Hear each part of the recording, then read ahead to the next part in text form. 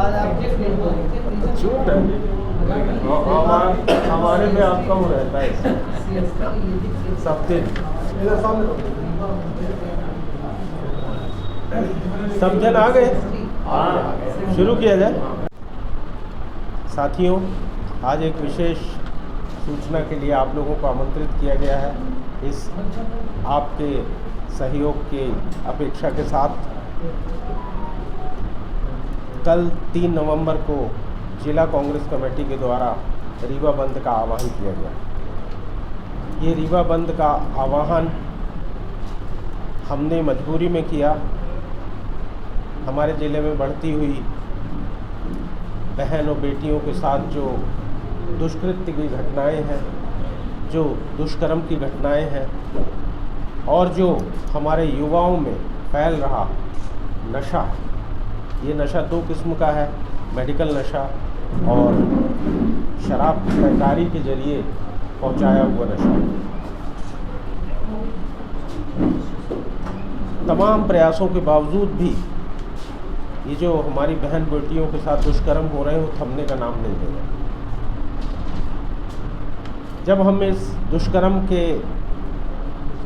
जड़ों में जाते हैं तो हम देखते हैं कि इसके पीछे जो मूल कारण है वो नशा।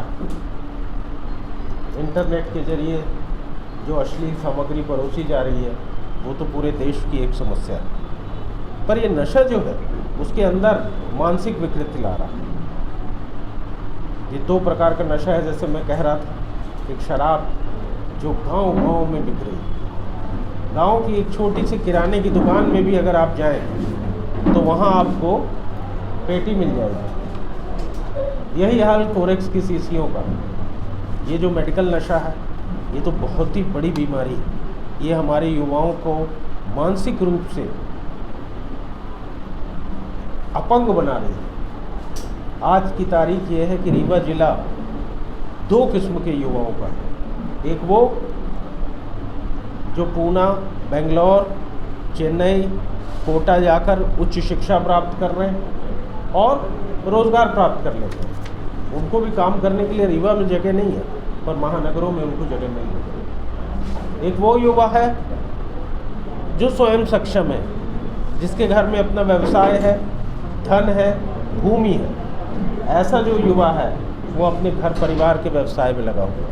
और एक तीसरे प्रकार का युवा है हमारे बीच में जो सर्वाधिक, जो लोअर मिडिल क्लास और उसके नीचे के वर्ग का।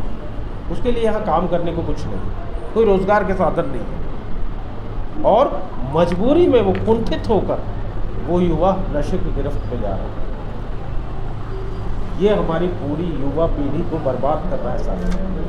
ये हमारी बहन बेटियों के साथ पर दुष्कर्म नहीं है, हमारी युवा पीढ़ी बर्बाद हो रही है।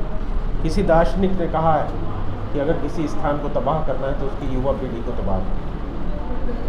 और उसी तर्ज में आज हमारे रीवा जिले का ये हाशिया। आकस्मिक गश्त होनी चाहिए। जिन स्थानों पे ये कोरेक्स और शराब की बिक्री होती है उन पे छापामारी होनी चाहिए। हम जानते हैं कि रीवा में इसका अड्डा कहाँ है, पुलिस भी जानती है इसका अड्डा कहाँ। तो मेरा पुलिस को एक सुझाव है कि क्यों नहीं आप 100-150 लोगों की एक टीम बनाकर उसमें चारों तरफ से घेरा डाल के और अंदर घुस जाते हैं। जैसे जंगलों में नक्सलाइट्स के लिए ऑपरेशन कॉम्बिंग होता है, उसी तरीके से ऑपरेशन चलाया जाना चाहिए इसके लिए। इन तमाम बातों को लेकर जिला कांग्रेस कमेटी के अंतर्गत विगत 6 दिनों से आंदोलन चल रहा है। आज हमारा 3 दिवसीय धरना समाप्त हुआ। कल रीवा बंद है। कल 7वां दिन होगा जिला कांग्रेस कमेटी का। ये आंदोलन जो है ये हमारा राजनीतिक आंदोलन भर नहीं है। हमने ये पार्टी के बैनर के तहत अवश्य किया है, पर हमारा जो इशू है, जो हमारा उद्देश्य है, वो हमारा एक बड़ा सामाजिक इशू है। हम कल के बंद से केवल और इस आंदोलन से केवल प्रशासन को नहीं चेताना चाहते, हम रीवा में भी लोगों को आगाह करना चाहते हैं एक ऐसी महामारी से जो इस हमारी युवा पीढ़ी को नष्ट करने जा रही है। ये फ्लाईओवर्स, ये शॉपिंग मॉल्स, ये विकास नहीं है। विकास तो युवा पीढ़ी का है। आप युवा को इतना विकसित करो कि वो विकास का इंजन बने। तो यहाँ युवा को विकसित करने के लिए तो कोई काम हो नहीं रहा। युवाओं को तो नशे की गिरफ्त में आपने ढकेल दिया। इन तमाम बातों को लेकर हमारा ये कल का बंद रीवा की जनता के लिए भी एक संदेश है। हम अपने रीवा के व्यापारिक बंधुओं से निवेदन करना चाहते हैं, हाथ जोड़कर निवेदन करना चाहते हैं कि कल के रीवा बंद में व्यापारी हमारा सहयोग करें। ये बंद हम अपने लिए नहीं करना चाह रहे, ये बंद हम आगे आने वाली पीढ़ियों के लिए करना चाह रहे हैं। हमारे देश की, हमारे ज़िले की युवा पीढ़ी के लिए हम ये करना चाहते हैं ये बंद।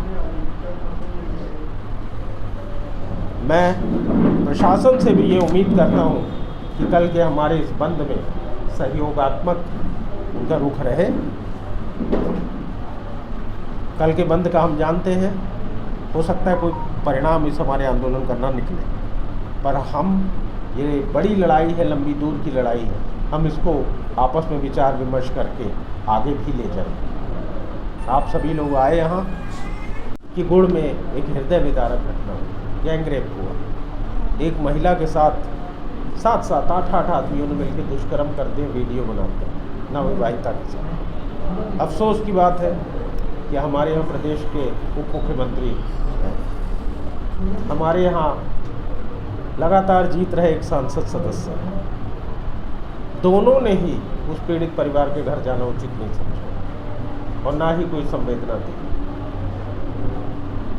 पुलिस ने काम अच्छा किया कि 4-5 दिन के अंदर पुलिस ने अपराधियों को पकड़ लिया, दरिंदों को पकड़ लिया, किंतु मुख्यमंत्री के इन्वेस्टर मीट में आने के कारण मामला तो कहीं ना कहीं दबाया गया। ये बात भी सही है। हम एक तरफ उनके अच्छे काम की तारीफ भी कर रहे हैं और एक तरफ इस तरफ भी हम इशारा कर रहे हैं कि अगर ये मामला दबाया गया तो नहीं दबाया जाना चाहिए। रोज रोज आप हर दूसरे तीसरे दिन, 10वें दिन, 20वें दिन अखबार में पढ़ते हैं कि 20 लाख की कोरेक्स पकड़ी गई, 10 लाख की कोरेक्स पकड़ी गई, जब्ती हो रही है पर आवक में कोई कमी नहीं है। आखिर क्या कारण है? हम लोग आईजी साहब से मिले, जब हमने उनके कार्यालय में गए, बीच में प्रशासन ने हमको वार्ता के लिए भी बुलाया, हमारा प्रतिनिधि मंडल गया, हमने उनको सुझाव दिए। हमारे कोई सुझाव किसी व्यक्ति विशेष को टारगेट करते हुए नहीं थे। हमारा सुझाव ये था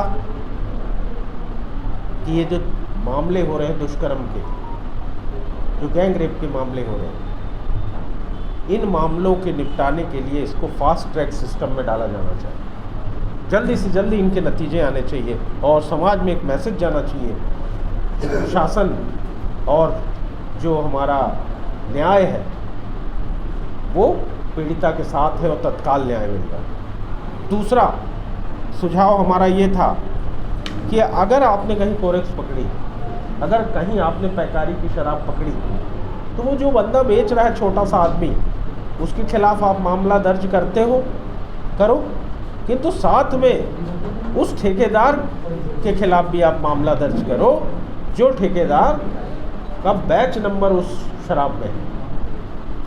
अगर वो कोरेक्स आ रही है तो कोरेक्स का डीलर कौन है, कहाँ से आ रही है, उसके खिलाफ भी मामला दर्ज करो। आप उस छोटे आदमी भर के खिलाफ मामला नहीं दर्ज करो। आप अगर मूल स्थान पे चोट करोगे तब प्रतिबंध लगेगा। तीसरा हमारा एक महत्वपूर्ण सुझाव था कि जनप्रतिनिधियों की एक कमेटी बनाई जाए इसकी निगरानी के लिए। लोगों को भी पता चलना चाहिए कि पुलिस क्या कर रही है। पुलिस हमसे कहती है बंद कमरे में कि हमने ये काम किया, हमने ये काम किया, हमने ये काम किया, पर जनता को भी मालूम होना चाहिए कि हमारा प्रशासन क्या कर रहा है। इसलिए हमने कहा कि एक निगरानी समिति बनानी चाहिए।